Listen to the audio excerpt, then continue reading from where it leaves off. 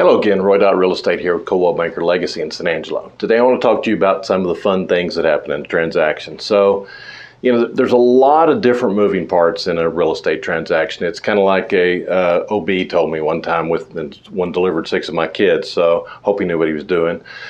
He said if you knew all the things, because that's what he's done, he studied all the things that can go wrong in having a baby. And he said if you study all that, it's hard to believe that we ever get a baby. And sometimes ways of real estate transactions is a lot like that. If you know all the things that can go wrong, it's sometimes amazing that we ever get real estate bought and sold, but it happens every day. So that's good and bad.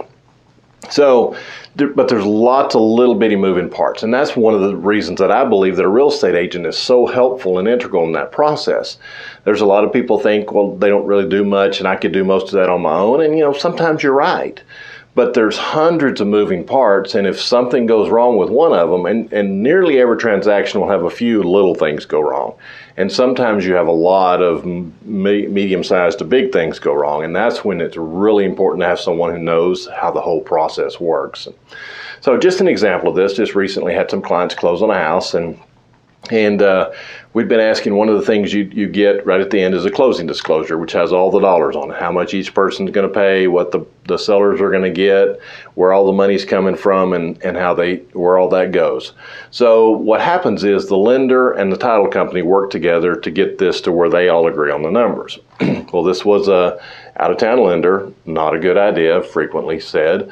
And the title company, they got everything balanced. They had a balanced closing disclosure. Good, we're ready to close. So I was asking for the closing disclosure ahead of time and didn't get it until after the fact. But when I finally got to the closing disclosure, after the closing had happened, I found out that something that should have been charged to the seller was charged to my buyers. So it was the title insurance policy, which in this case was about $2,300. So by me going back through that and knowing what all the things were, what to look for on that closing disclosure, I was able to figure out that, wait, the seller should have been charged for this. Instead, my buyers were charged for this. So that I went to the title company, showed it to them. They said, oh, yeah, you're right. And they wrote a check to my buyers for $2,300. So, as the buyers put it, hey, there's our first month's payment for free. So those are the little things that can sneak up on you if things don't happen right, and if somebody's not paying attention, doesn't know how it's supposed to work to catch it. That thing with title insurance policy in San Angelo, nearly always the seller is paying it.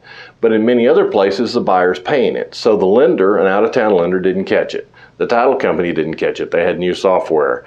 And so with all that put together, it would have gotten missed. So I was able to put an additional $2,300 in my buyer's pocket, which they thought was a win-win. So more questions, give me a call, Roy.RealEstate, 325-268-0775. Thank you.